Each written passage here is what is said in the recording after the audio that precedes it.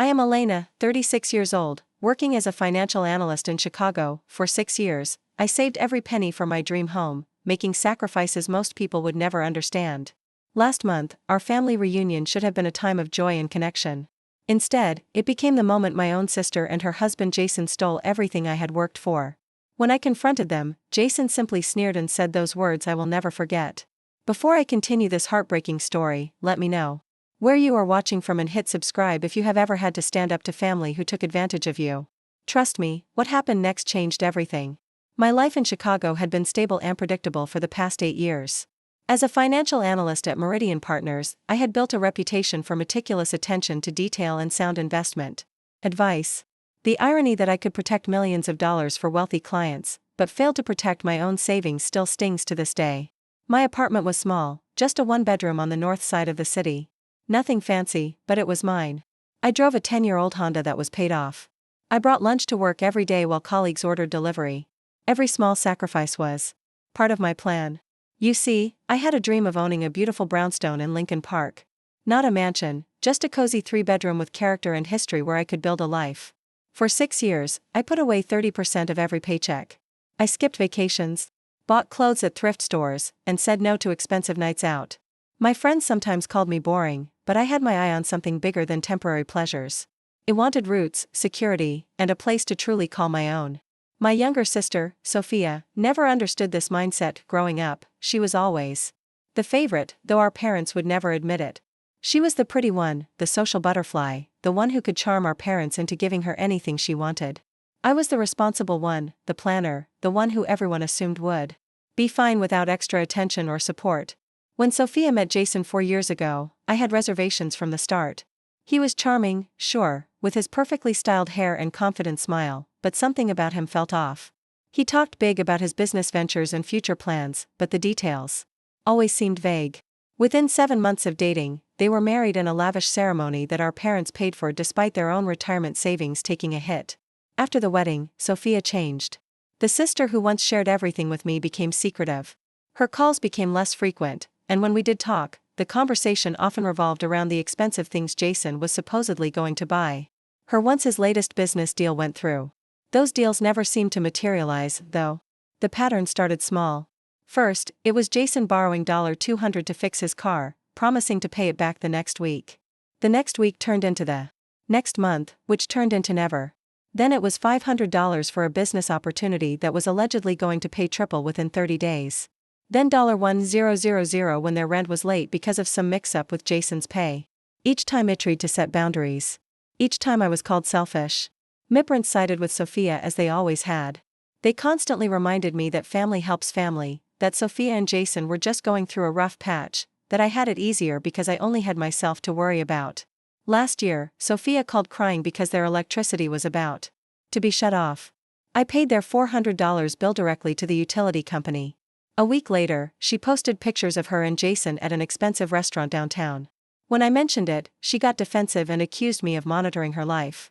I stopped following her on social media after that. Despite all this, I had finally reached my goal, $88,000 saved for a down payment. My real estate agent, Rachel, had found the perfect property just 2 blocks from the park. It needed some cosmetic updates, but the bones were good, and the location was everything I had dreamed of. The deal was moving fast, and Rachel warned me we would need to act quickly when the sellers accepted offers. The timing couldn't have been worse. The family reunion at my parents' lake cabin in Michigan had been planned for months. It was a tradition, one that brought together not just our immediate family, but cousins, aunts, and uncles from across the country. I considered skipping it, making an excuse about work, but family traditions were important to me despite everything. I thought I could attend the 3-day weekend and still be back in time to move forward with the house. That decision would cost me everything I had worked for. The drive to my parents' cabin took 3 hours from Chicago. As I pulled up the gravel driveway, I could see cars already parked everywhere. The large log cabin sat on 20 acres overlooking Lake Michigan, a property my grandfather had built and that had been in our family for generations. The smell of pine trees and the sound of water lapping at the shore brought back childhood memories of happier times. Uncle Henry was the first to greet me, his booming voice carrying across the yard as I grabbed my overnight bag from the trunk. Linda hurried over to give me a warm hug, asking about work and life in the city. My cousins Daniel and Chloe waved from where they were setting up lawn games. For a moment, I felt the tension in my shoulders release. This was family. This was home. Then I saw Jason walking toward me, a wide smile on his face. That was the first red flag. Jason had never been particularly friendly to me. Usually, he would offer a quick hello and then find an excuse to be elsewhere. But now, he was approaching. With open arms as if we were the best of friends. "Good to see you, Elena." "Here, let me take that," he said, reaching for my bag. "You look great. That promotion must be treating you well." I felt immediately on edge. I hadn't been promoted recently, and I certainly hadn't told Jason about my work situation. I thanked him cautiously and looked around for my sister. Sophia stood on the porch watching us. When our eyes met, she quickly looked away and busied herself with something in the cooler. Another red flag. As we walked toward the cabin, I noticed Jason's wrist. He was wearing a watch I recognized from the luxury display cases I occasionally browsed. But never seriously considered. It looked like a Rolex Submariner easily, a $10,000 timepiece. He also pulled out the latest model smartphone, not just the base model, but the premium version with the largest storage capacity. When I asked about it, he laughed and said his business was finally taking off. "What business?" I asked. "Oh, you know. Investments and stuff. It's all very technical," he replied vaguely. Inside the cabin, Miprance greeted me warmly.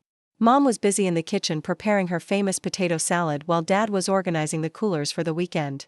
As we caught up, I kept noticing Sophia hovering nearby, her behavior unusually nervous. She was wearing a new diamond bracelet that caught the light when she moved. Just last month, she had called complaining about how they could barely afford groceries. During dinner that evening, conversation flowed around the large outdoor table set up on the deck overlooking the lake. I found myself sitting next to my favorite cousin, Olivia, who is now a nurse in Detroit. As we caught up, I excitedly shared my news about finding the perfect house. "It's everything I ever wanted," I told her. 3 bedrooms, original hardwood floors, a little garden in the back. I can already picture myself having coffee on the front steps in the morning. I noticed Jason had stopped his conversation and was listening intently to mine. He slid over closer to our end of the table. "That's amazing, Elena. Congratulations," he said, seeming genuinely interested. "So what's the timeline look like? When do you close?" I explained that I was planning to submit an offer as soon as I returned to Chicago. Hopefully closing within 30 days if all went well. "And you've got all the money ready to go all in one account?" Jason asked his questions. Becoming oddly specific. At the time, I didn't think much of it. People are often curious about real estate transactions, and I was excited to talk about my plans. I shared that yes, I had been saving for years and had everything ready for the down payment. After dinner, as everyone was helping clean up, Jason approached me again. His phone was in his hand, and he looked frustrated. "My phone just died and I need to check something important for work. Do you mind if I borrow yours for just a minute?" he asked without thinking twice. I unlocked my phone and handed it to him. My mom called for help in the kitchen and I spent the next 15 minutes washing dishes and storing leftovers. When I returned to the living room, Jason casually handed back my phone, thanking me for the favor. Later that night, as I was getting ready for bed in the small room I was sharing with my cousin Olivia, I checked my own emails. I noticed my banking app had been opened recently, which struck me as odd since I hadn't checked it that day. I dismissed it as a glitch. Or maybe I had opened it absent-mindedly earlier. The rest of the weekend was filled with family activities. Saturday morning, fishing off the dock with my dad and uncles. An afternoon hike through the woods with my cousins. A big barbecue at night with stories around the fire pit. For those brief days, it felt like old times. Sophia even seemed to relax as the weekend progressed, joining me for a sunrise walk on Sunday morning, where we talked like we used to years ago. By Sunday afternoon, as everyone was packing up to leave, there were emotional goodbyes and promises to get together more often. My parents hugged me tightly, saying they couldn't wait to see my new house once I closed. Sophia gave me an unusually long embrace, holding on as if she didn't want to let go. "Drive safe," she whispered. And for a moment, I thought I saw tears in her eyes. "It's just a 3-hour drive, Tiff. It'll be fine," I laughed, not understanding the weight behind her words. Jason gave me another unexpected hug and said, "Thanks for everything, Elena. You're a good sister. We appreciate you more than you know." As I drove back to Chicago that evening, I felt a renewed sense of optimism. Despite our differences and the tension of the past few years, family was still family. Maybe Jason was maturing.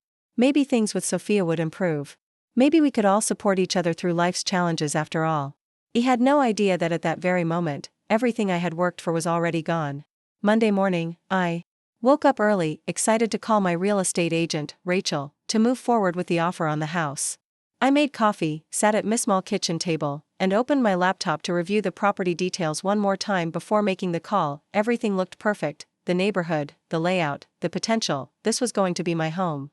At 8:35, I called Rachel. She answered on the second ring, her voice cheerful and energetic as always. "Eleanor, I was just about to call you. The sellers are reviewing offers today. Are you ready to move forward?" "Absolutely," I told her confidently. "I just need to transfer the down payment to my checking account so it's ready for the earnest money deposit." "Perfect," she replied. "If you can get that done this morning, well, submit everything by noon." I hung up and opened my banking app on my phone, entering my password and waiting for the account to load. When the numbers appeared on the screen, I blinked, certain there was some mistakes. I closed the app and reopened it. Account balance $3,21128. That couldn't be right. Just 5 days ago, my savings account had contained $88,000. My heart began to race, a cold sweat breaking out across my forehead. I navigated to the transaction history, my hands shaking so badly I had to try 3 times to tap the correct option. There it was. 3 separate transfers, all processed over the weekend. Friday night, $29,500 transferred to an account I didn't recognize. Saturday afternoon, $29,500 to another unknown account. Sunday morning, $29,000 to a third account. My entire body went numb. The room seemed to spin around me. I felt physically ill, rushing to the bathroom where I threw up the coffee I had just consumed. This couldn't be happening, there had to be a mistake. And fraud. It had to be fraud.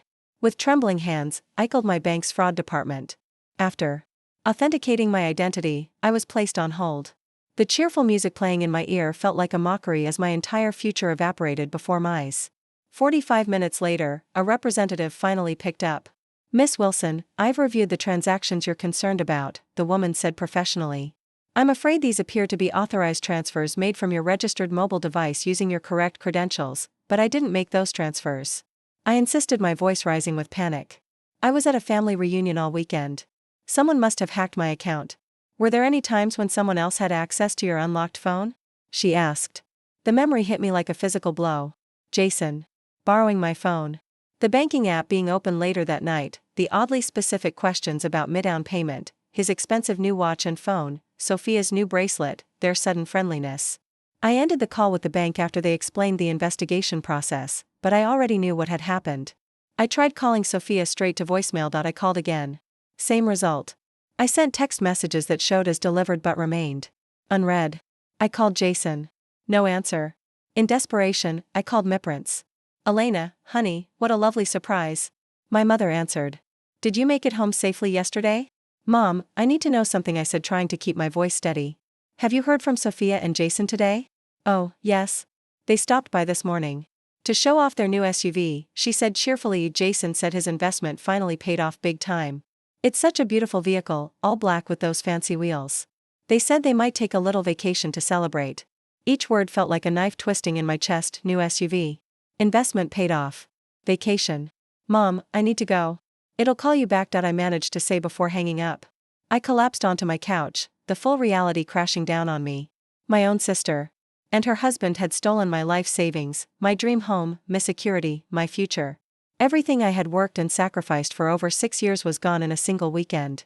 I called my best friend, Julia, barely able to form coherent sentences as I explained what had happened. "Carissa, you need to call the police right now," she said firmly. "This is theft. This is a crime, family or not. They stole from you." "But their family," I whispered, tears streaming down my face. "My own sister. That makes it worse, not better," Julia insisted. "If you don't report this, you'll never see that money again, and they will think they can take advantage of you forever." I sat in silence for a long moment, my mind racing with conflicting emotions.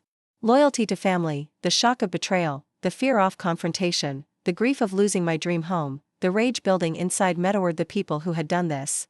Finally, I made my decision. "I'm going to their house," I told Julia. "I need to see them face to face." "Do you want me to come with you?" she offered immediately. "No," I replied, a new determination hardening in my voice. "This is something I need to do myself. But stay by your phone. It'll call you after." As I grabbed my car keys and headed for the door, I had no idea that the confrontation awaiting me would forever change my relationship with my family. All I knew was that I deserved answers, and I was finally ready to stand up for myself, no matter the cost. The 2-hour drive to Sophia and Jason's suburban home gave me too much time to think. My emotions cycled between disbelief, heartbreak, and rage. The radio played meaningless songs that I couldn't focus on. Twice I had to pull over because tears blurred my vision too much to drive safely. By the time I turned onto their street, my hands had stopped shaking, replaced by a cold, steady resolve. Their house was a modest ranch style in a newer development. Nothing extravagant from the outside, which had always made their constant money problems seem legitimate. As I pulled up to the curb, the evidence of their theft sat right in the driveway, a brand new black Cadillac Escalade still with temporary plates. Next to it was Sophia's car, confirming they were home. Through the large front window, I could see movement inside and shopping bags scattered across the living room floor. Designer names were visible on some of the bags. Even from where I stood, my hard-earned money transformed into their luxury items. I rang the doorbell and waited, trying to control my breathing. Jason opened the door, surprise flickering across his face before he composed himself into a casual smile. "Carissa, what are you doing here?" "This is unexpected," he said, making no move to invite me in. "We need to talk, Jason." "Now," I replied, my voice steadier than I expected. He hesitated, then shrugged and stepped aside. As I walked in, I saw Sophia freeze in the process of unpacking something from a shopping bag. Her eyes widened with what could only be described as guilt. "What is this about?" she asked, her voice small. "I think you both know exactly what this is about," I said, pulling out my phone and opening my banking app. $88,000 gone. Transferred out in 3 separate transactions over the weekend when the only people who had access to my phone were in this room. Jason crossed his arms, his posture shifting from surprise to defensive. "What are you talking about?" "Don't lie, Tom," I snapped, the anger finally breaking through. "You borrowed my phone at the reunion. You transferred my money to your accounts. You stole my house down payment."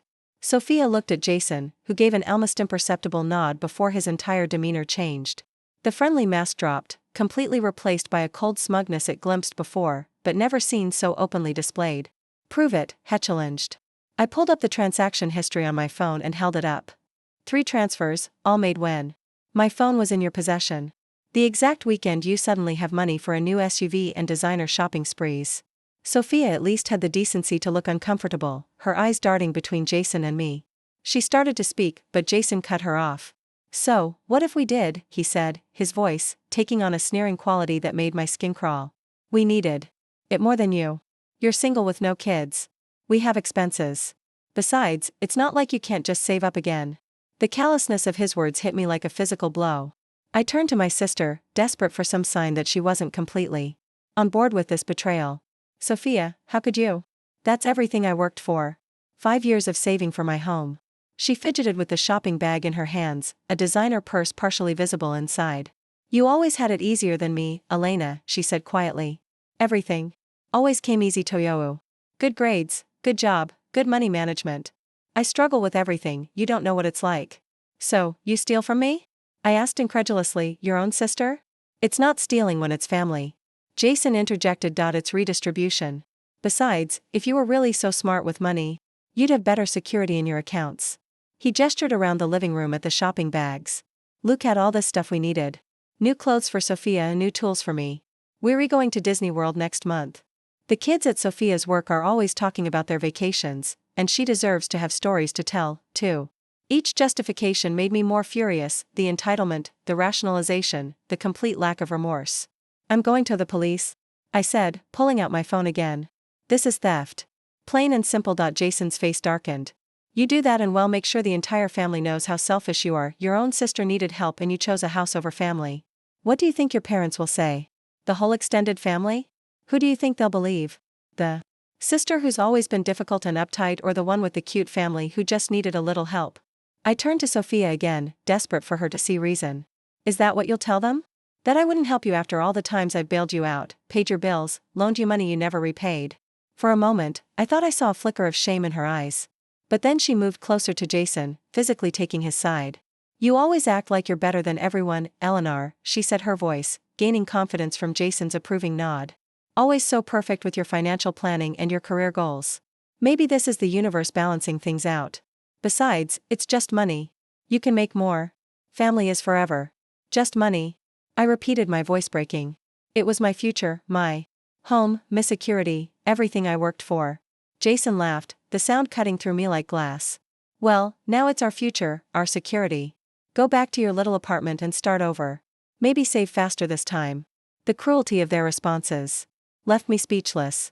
These people who shared my blood, who I had helped repeatedly despite my own financial goals, were not only stealing from me, but mocking me for caring about what they had taken. You know what the funny thing is? Jason continued, clearly enjoying my distress. You practically handed it to us.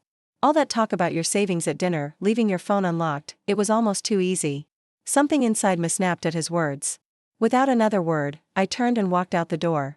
Their laughter following me to my car. I'm on age 2. Drive around the corner before the tears came blinding and violent.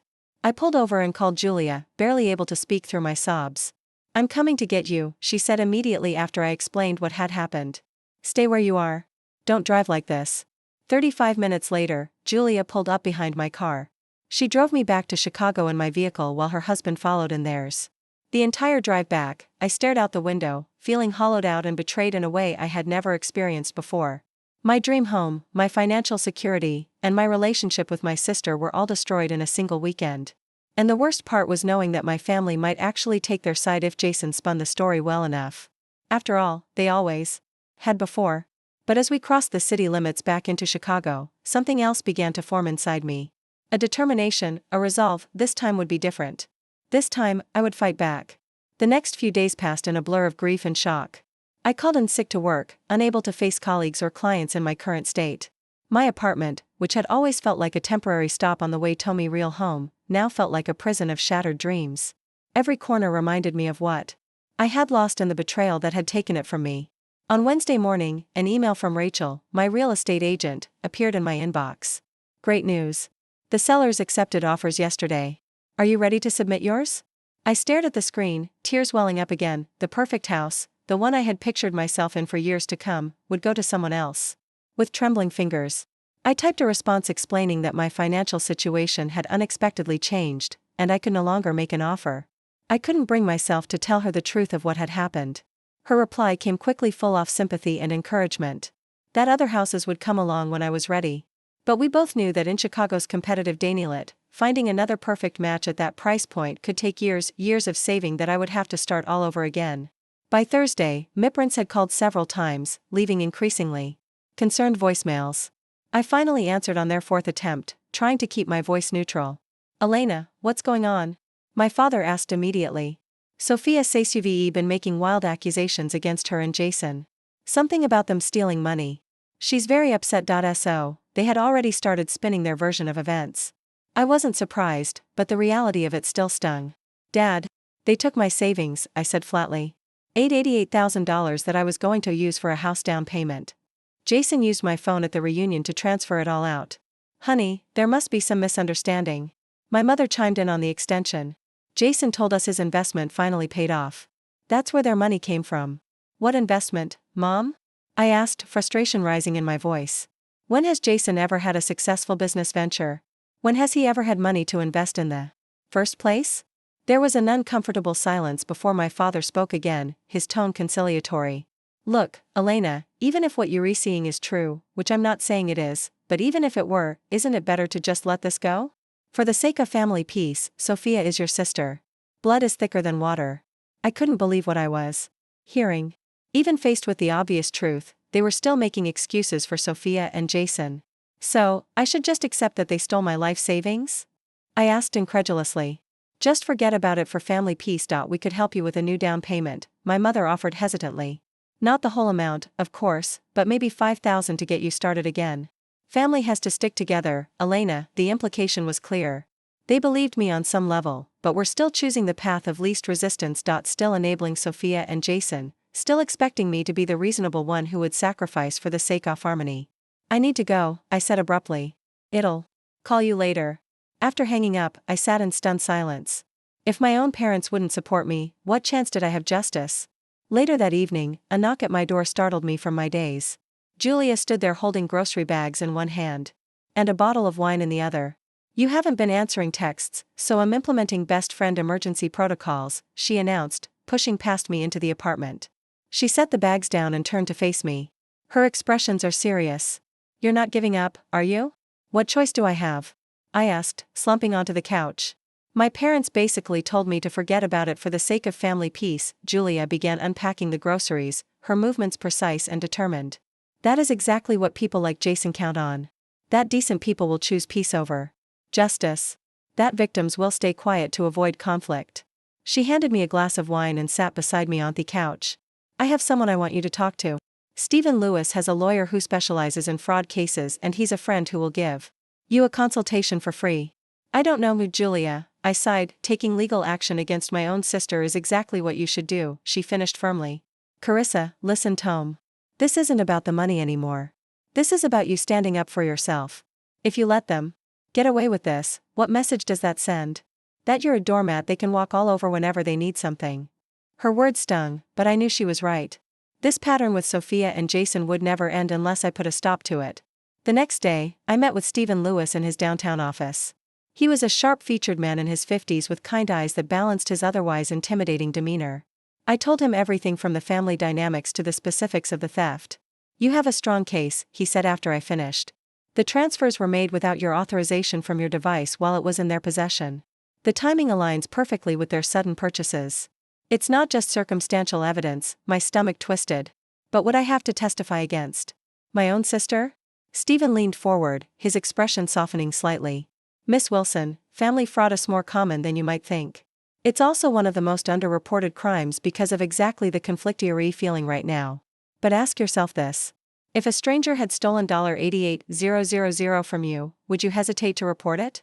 Of course not, I admitted. Your sister and brother-in-law are counting on your family loyalty to protect them from consequences. They betrayed that loyalty, not you. Over the next few days, I threw myself into building my case. I obtained phone records showing exactly when Jason had possession of my phone.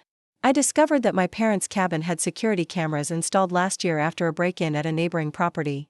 The footage clearly showed Jason on the porch hunched over a phone during the exact time frame when the first transfer was made. I found social media posts where Jason had cryptically mentioned coming into a financial windfall. I documented the timeline of their purchases. I gathered evidence of every instance where I had loaned them money in the past that had never been repaid. Each piece of evidence strengthened my resolve, but the question of Sophia's involvement troubled me deeply.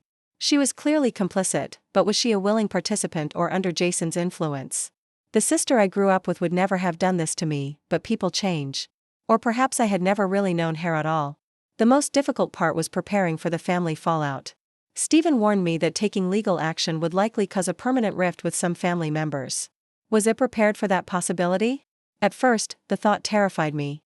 Despite everything, family had always been my anchor.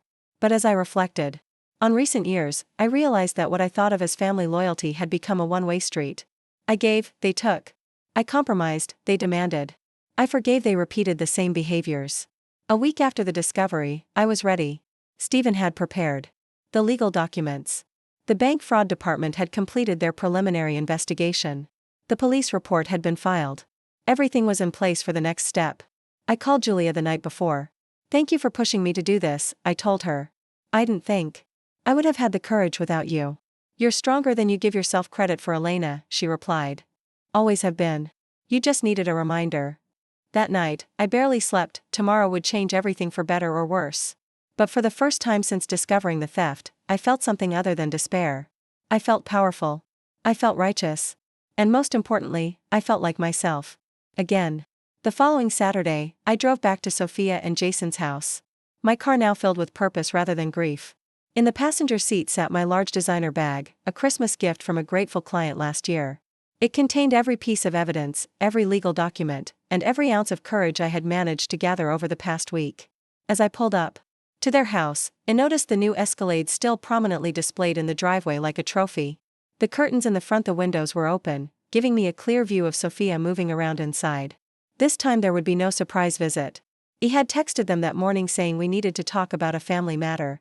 Jason had replied with a dismissive, just stop by whenever we're around all day. I took a deep breath, grabbed my bag, and walked to the door with my head held high.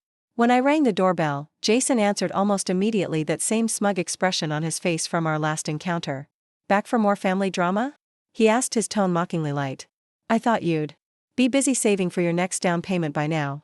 I forced a neutral expression and stepped inside without waiting for an invitation. Sophia was in the living room, surrounded by shopping bags from high-end stores. She at least had the decency to look uncomfortable at my arrival. "Carissa, I wish you'd call before just showing up," she said quickly, pushing some of the bags behind the couch. I noticed a stack of brochures on the coffee table. Disney World vacation packages, exactly as Jason had mentioned during our last confrontation. My money funding their family vacation while I had to start over from scratch. Jason closed the door and leaned against it, arms crossed. "So, what's this family matter? You wanted to discuss more accusations, or have you finally come to your senses and realized that family helps family?" His condescending tone made my blood boil, but I maintained my composure. I looked directly at Sophia instead of him. "I wanted to give you both one chance to make this right," I said calmly. "Return my money and we can discuss a payment plan that doesn't involve the courts." Jason laughed loudly, the sound echoing through the room. "Are you still on about that? What told you the money was from my investment finally paying off? Stop being so dramatic." Sophia nodded in agreement, though she wouldn't meet my eyes. "It's true, Elena. Jason's been working on this deal for months, the timing was just a coincidence." I set my bag down on the coffee table with deliberate slowness. "Then you won't mind what's coming next?" They both looked momentarily confused. "Then?" Jason snorted dismissively, "What more empty threats? Going to tell mom and dad again? They already agreed this is just a big misunderstanding." As they laughed, a loud bang shook the house. All three of us jumped heads, turning toward the front door where the sound had come from. The door flew open with enough force to hit the wall behind it. In the doorway stood two police officers in uniform, followed by a woman in a suit who I recognized as Diana Martinez from the bank's fraud investigation team. Behind them was Stephen, my lawyer, holding a briefcase. The looks on Sophia and Jason's faces would have been comical under different circumstances. Pure shock followed by confusion. Followed by the first flickers of fear. "Jason Wilson," one of the officers, asked, though it was clear he already knew the answer. "Yes," Jason replied, his voice suddenly much less confident. "We have a warrant to question you regarding a fraud investigation involving unauthorized financial transactions," the officer stated formally, handing Jason an official-looking document. "Wednesday, like you to come with us to answer some questions." Before Jason could respond, Stephen stepped forward and handed him another set of papers. Mr. Wilson. M. Stephen Lewis, attorney representing Carissa Wilson. "This is notice of a civil lawsuit being filed against you for the fraudulent transfer of $88,000 from my client's accounts. We have documentation proving the transfers were made from her phone while it was in your possession, along with evidence of your subsequent spending of those funds." Jason's face had drained of all color. "This is ridiculous. You're making a mistake," he stammered, looking desperately at Sophia for support. Miss Martinez from the bank stepped forward next. "Mr. Wilson, our investigation has confirmed that the transfers in question were made from Miss Carissa's phone during times when she has provided evidence it was in your possession. The receiving accounts have been traced to shell accounts opened in your name 3 days before the transfers occurred. This constitutes digital theft and banking fraud, both federal offenses." The calculated precision of my response team left Jason speechless. His mouth opened and closed several times, but no words came out. Sophia had shrunk into the couch, tears already streaming down her face. What perfect timing. As the officers were explaining Jason's rights to him, the front door opened once more. My parents walked in, followed by my Uncle Henry and Linda. I had called them all that morning, asking them to meet me at Sophia and Jason's house at exactly 11:30 to discuss an important family matter. "What's going on here?" my father demanded, taking in the scene with wide eyes. "Why are there police officers?" I turned to face my family, my voice steady and clear. "Jason stole my entire savings using my phone during the family reunion. $88,000. The money for my house. The bank has confirmed it. The police are investigating. And I'm suing them both to get it back." My mother gasped, her hand flying to her mouth. My father's expression darkened as he looked between me and Jason. The truth finally sinking in. "Is this true?" he asked Jason directly. Before Jason could formulate a denial, Sophia broke down completely. "It was his idea," she cried, pointing at Jason. "He said we deserved it more than she did. He said, just save it up again. I told him it was wrong, but he said family helps family." Jason's face contorted with rage. "Shut up, Sophia," he hissed. "Don't say another word." But the dam had broken. Sophia continued through her sobs. "He planned it all weekend. He watched for a chance to get her phone. He already had the account set up. He transferred it in 3 batches, so it wouldn't trigger fraud alerts. He said no one would believe her if she accused us." The officers exchanged glances, clearly considering this an admission. They moved toward Jason, who was now backing away. "Sir, we're going to need you to come with us now," one of them said firmly. What followed was a blur of activity. Jason was escorted out to the police car for formal questioning. Miss Martinez took photographs of the recent purchases still scattered around the house as evidence. Stephen conferred with my parents, explaining the legal process that would follow. Sophia remained on the couch, sobbing uncontrollably. After everyone else had moved outside or to other rooms, I sat beside her, maintaining a careful distance. "How could you do this to me?" I asked quietly. "After everything, how could you steal? From your own sister?" She looked up, her makeup streaked down her face. "He controls everything, Elena. The money, the decisions, everything." At first, it was romantic how he took charge, but then she trailed off, shaking her head. "It's no excuse. I knew it was wrong. I just didn't know how to stop it once it started." I wanted to comfort her out of habit, but I held back. Years of being the responsible sister, the one who fixed everything, made it difficult. But this wasn't something I could or should fix with a hug and forgiveness. "You had choices, Sophia. You could have warned me. You could have said no. You could have called me afterward. Instead, you went shopping with my money and planned a vacation." She nodded miserably. "I know. I got caught up in it all. The nice things, the vacation we could never afford before. It was like a fantasy, but these past few days, I've barely slept.